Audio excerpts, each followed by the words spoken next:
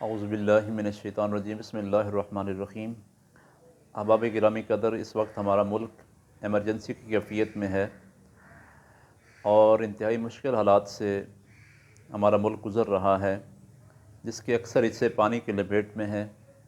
سندھ، بلوچستان، جنوبی پنجاب، خیبر پختونخوا کے اکثر علاقے سیلاب کی زد میں ہیں۔ ہزاروں لوگ سیلاب کی نظر ہو چکے ہیں، لاکھوں لوگ بے گھر ہو چکے ہیں، املاک فصلیں تباہ ہو چکی ہیں، گھر پانی میں بہہ چکے ہیں، مال مویشی سب ہلاک ہو چکے ہیں، حتیٰ کہ کھانے کو کچھ نہیں رہا، پینے کو پانی صاف میسر نہیں ہے، پہننے کو لباس تک نہیں ہے، رہنے کو چھت نہیں ہے، بچوں کے لیے دودھ نہیں ہے، طوفانی بارشیں ہیں، سیلاب کی مزید تباہ کاریاں جاری اور ساری ہیں، اور مزید خطرات ابھی تک موجود ہیں، اور وہ لوگ اس وقت کھلے آسمان کے نیچے اللہ کے آسرے پر وہ موجود ہیں۔ اس وقت ہمارے وہ مسلمان بھائی سخت امتحان اور آزمائش سے گزر رہے ہیں۔ احباب گرامی قدر، یہ آزمائش اور یہ امتحان اللہ کی طرف سے ہے جو ان پر آیا ہے، لیکن یہ ہمارے لیے بھی امتحان کی گھڑی ہے، آزمائش کی گھڑی ہے۔ اللہ کریم ان کو بھی آزما رہا ہے اور مالک ہمیں بھی آزمانا چاہتا ہے، اور بحیثیت مسلمان ہماری ذمہ داریاں ہیں جنہیں ادا کرنا ضروری ہے۔ قرآن و حدیث کی روح سے سارے مسلمان جسد واحد کی طرح ہیں۔ اگر جسم کے کسی ایک حصے کو تکلیف ہوتی ہے تو سارا جسم بے قرار ہو جاتا ہے۔ سامعین محترم، جس طرح اگر سر میں درد ہو تو سارا جسم بے قرار ہے،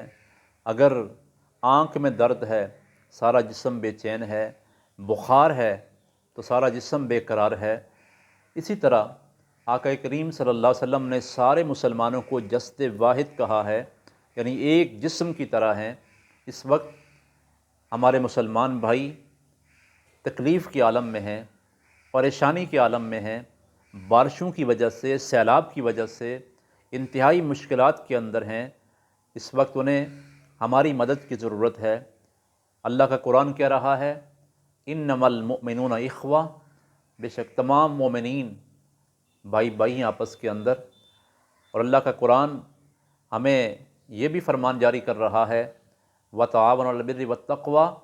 نیکی اور تقوی کے کاموں کے اندر باہم ایک دوسرے سے تعاون کرو۔ اور اللہ کے پیارے حبیب علیہ الصلوۃ والسلام نے بھی ارشاد فرمایا ہے، مسلمان مسلمان کا بھائی ہے، نہ اس پر ظلم کرتا ہے، نہ اس کو بے یار و مددگار چھوڑتا ہے۔ اس وقت ہمارے وہ مسلمان بھائی جو سیلاب کی صورتحال میں انتہائی مشکل کے اندر مبتلا ہیں، پریشانی کے اندر مبتلا ہیں، جن کو خوراک چاہیے، لباس چاہیے، چھت چاہیے، بستر چاہیے، جنہیں کھانے پینے کی اشیاء چاہیے، جنہیں ادویات چاہیے، وہ ہماری مدد کے منتظر ہیں۔ اور بحیثیت مسلمان ہمیں آگے بڑھنا ہوگا، کیونکہ مسلمان کی شان یہ ہے اور مسلمان کی پہچان یہ ہے کہ پوری دنیا کے مسلمان، چاہے وہ مشرق کے ہیں، چاہے مغرب کے ہیں، چاہے شمال کے ہیں، چاہے جنوب کے ہیں، چاہے کسی رنگ و نسل کے ہیں، چاہے کسی قوم اور قبیلے کے ہیں، وہ سب آپس میں بھائی بھائی ہیں۔ لہٰذا اپنے بھائیوں کی اس مشکل وقت کے اندر مدد کرنا یہ ہماری ذمہ داریوں میں شامل ہے۔ مشکلات میں گھرے لوگوں کے لیے ہم دعائیں کریں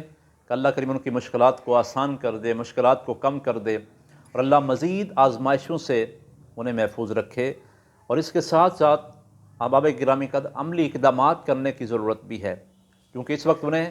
خوراک، پانی، ادویات، خیمے، بستر، کپڑے، غرض کے ضرورت کی ہر چیز چاہیے، کیونکہ ان کی ضرورت کی تمام چیزیں پانی کی نظر ہو چکی ہیں۔ آج یہ وقت ان پہ ہے، کل ہم پہ بھی آ سکتا ہے۔ آج وہ اس آزمائش سے گزر رہے ہیں، کل یہ وقت ہم پہ بھی آ سکتا ہے۔ تو ہمیں مذکورہ اشیاء کی فراہمی کے لیے اپنی طاقت اور اپنی بساط کے مطابق اپنا حصہ پیش کرنا ہوگا، نقدی کی صورت میں، زیورات کی صورت میں، راشن، کپڑے وغیرہ ان کیمپوں تک پہنچانے کی ضرورت ہے کہ ان تنظیمات و شخصیات کے حوالے کرنے کی ضرورت ہے جو قابل اعتماد ہوں اور جو آپ کا دیا ہوا حصہ مستحقین تک پہنچا سکیں۔ آپ خود اس کمپین کا حصہ بنیں، جہاں جہاں بھی ریلیف کیمپ لگے ہوئے ہیں، امدادی سرگرمیاں جاری ہیں، وہاں خود میدان عمل میں آئیں، اپنے دوست احباب کو دعوت دیں اور اس کار خیر میں ان کو بھی شامل کریں اور لوگوں تک یہ پیغام پہنچائیں۔ دیکھیں، ہم مکمل طور پر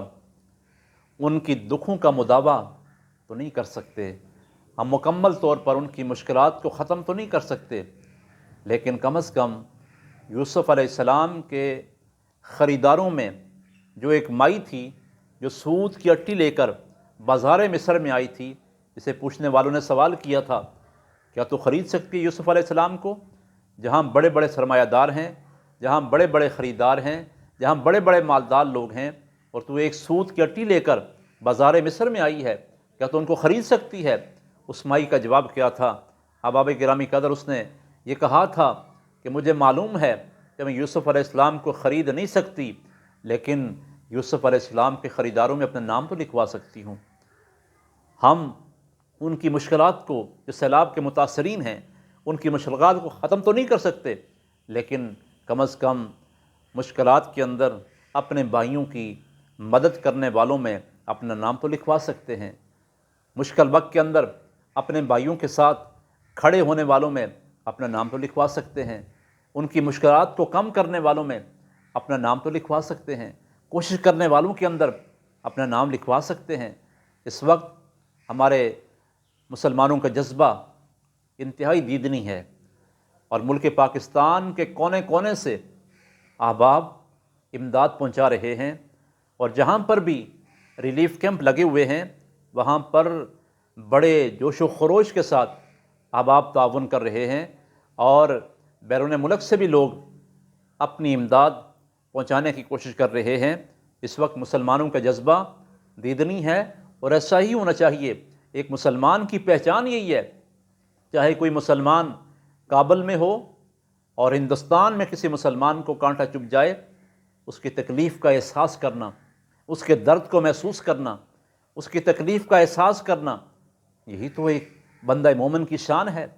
یہی تو ایک مسلمان کی پہچان ہے، اور جس کا عملی مظاہرہ اس وقت کرنے کی ضرورت بھی ہے اور کیا بھی جا رہا ہے۔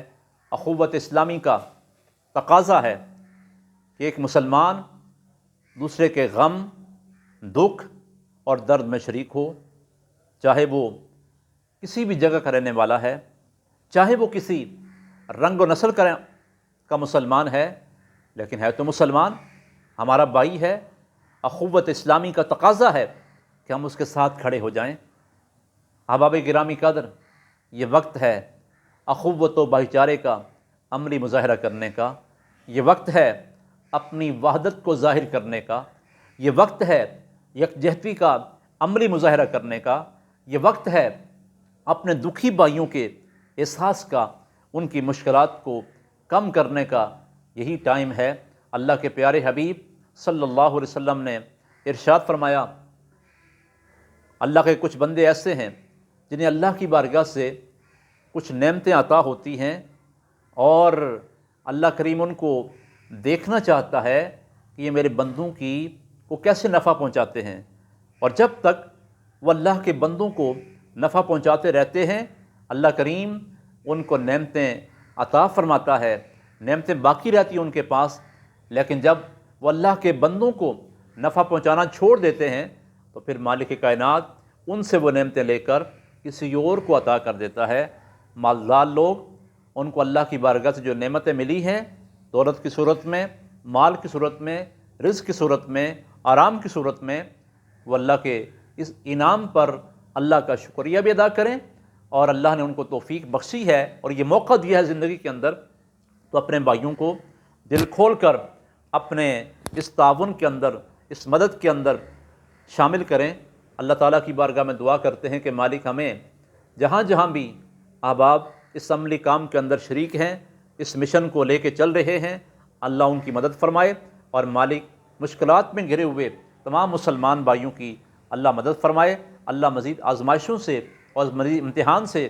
اللہ ان کو نجات نصیب فرمائے۔ یہاں پر بھی قاسم شریف کے اندر بھی ریلیف کیمپ لگا ہوا ہے. اپنے مسلمان اور متاثرین جو سیلاب کے ہیں ان کی امداد کے لیے یہاں پر بھی اشیاء جمع کی جا رہی ہیں. انشاءاللہ ہم کچھ دن کے بعد وہاں پر پہنچیں گے اور جہاں پر ضرورت ہوگی وہاں پر ہم یہ ریلیف پہنچائیں گے، یہ مدد پہنچائیں گے. اللہ جو بھی اس کار خیر میں ہمارے ساتھ شامل ہے، علماء ہیں، ائمہ مساجد ہیں، عوام الناس ہیں، بہت جذبہ ہے، بہت ذوق ہے، بہت شوق ہے، اللہ سب کی کوششوں اور کاوشوں کو اپنی بارگاہ میں قبول و منظور فرمائے.